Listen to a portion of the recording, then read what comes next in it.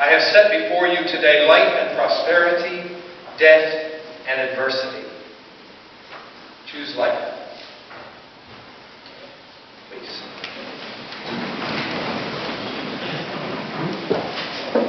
I think it was Henry Ford, the developer of the American automobile assembly line, who once said, "Whether you think you can or think you cannot, you are right."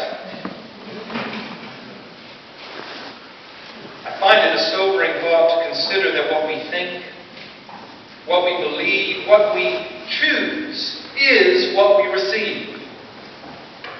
Not always in the context of our circumstances. We don't choose everything that happens to us. We don't choose those things that others might choose to do to us. I might choose to win the lottery, but that won't make it happen. I might always choose to drive safely, but it doesn't mean others will. Someone might come down with a serious disease. It doesn't mean that they've chosen it. We don't always choose the context of our circumstances, but we do choose the character of our responses. And whether we believe we can respond in a wholesome, caring, honest, decent, and life-giving manner, or whether we believe we cannot, we are right. When Jesus taught his followers how to live, it was their character that he sought to transform. Not only their actions, but their character. You see, he told them it wasn't simply enough to follow the law.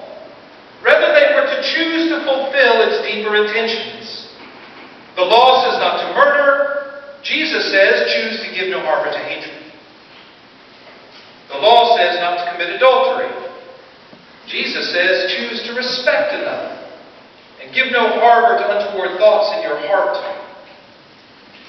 The law provided for a man to divorce his wife. Jesus asked his followers to choose fairly, to consider just what such a divorce would mean to a woman who's done no harm to her husband, a divorce that would leave her with no family, no means of making a living, and no prospect to enter honorably into a new relationship. Divorce was essentially a death sentence. The law provided that a person could take an oath to assure their word was true and good. Jesus asked that we choose to honestly utter our yeses and our nos. He knew that there is no oath so strong that we cannot break it. Better to choose honesty. I suppose then that as a follower of Jesus, I am not a particularly law-abiding person. The law exists to govern our relationships in the absence of those deeper choices for truth, honesty, fidelity, decency, and love. Just law there is to force a behavior that it would be better to choose on one's own. It is something, then, beyond the law that Jesus advocates.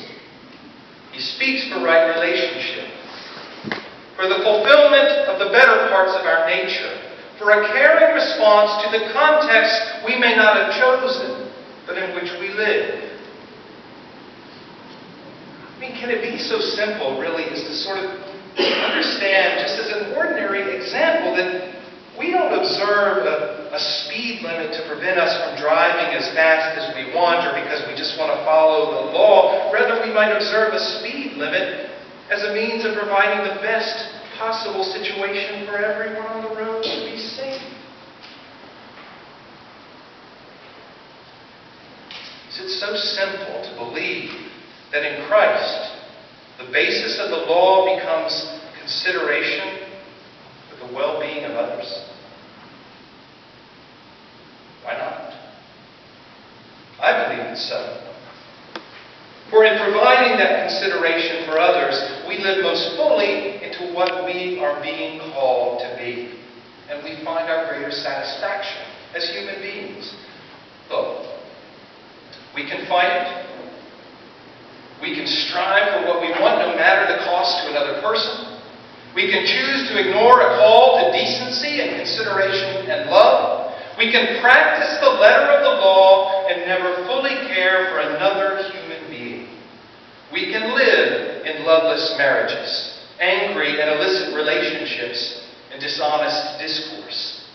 We can even cynically believe that this is nothing different than our human nature.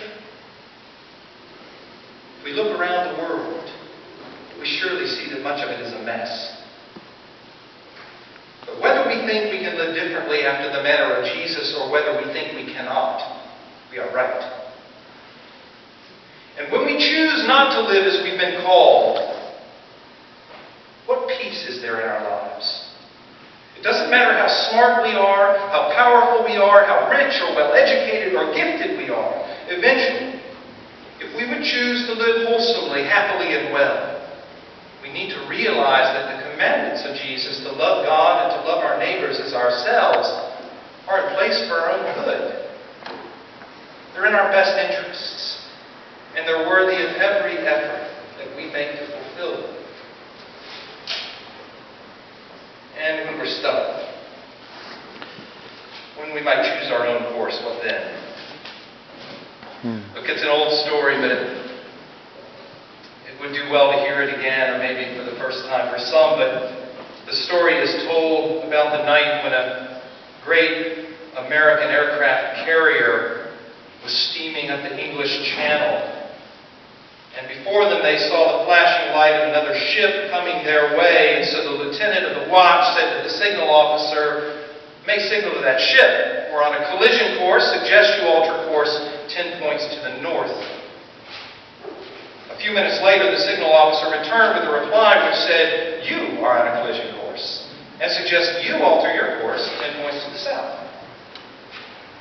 The lieutenant showed the message to the captain, who ordered a reply. "This is the captain of the ship. My ship has right of way in this channel. Suggest you alter 10 points to the north." After a little while, the answer came back. "This is Able Seaman Jones of Her Majesty's British Navy. Your ship does not have right of way in this channel. Suggest you alter course 10 points to the south." Well, the captain was infuriated. He showed the note to the admiral, who ordered the next message. "This is the admiral. I demand right of way in this channel. Suggest you alter your course 10 points to the north." And a few moments later came the reply. "This is the lighthouse on the Eddystone Rock. I'm not moving. You can do whatever you want." What? When we find that the course that we are taking causes us troubled hearts, when we perceive danger before us, when we recognize that we are acting outside of the will of God for our lives, perhaps it's our hearts that need to alter course.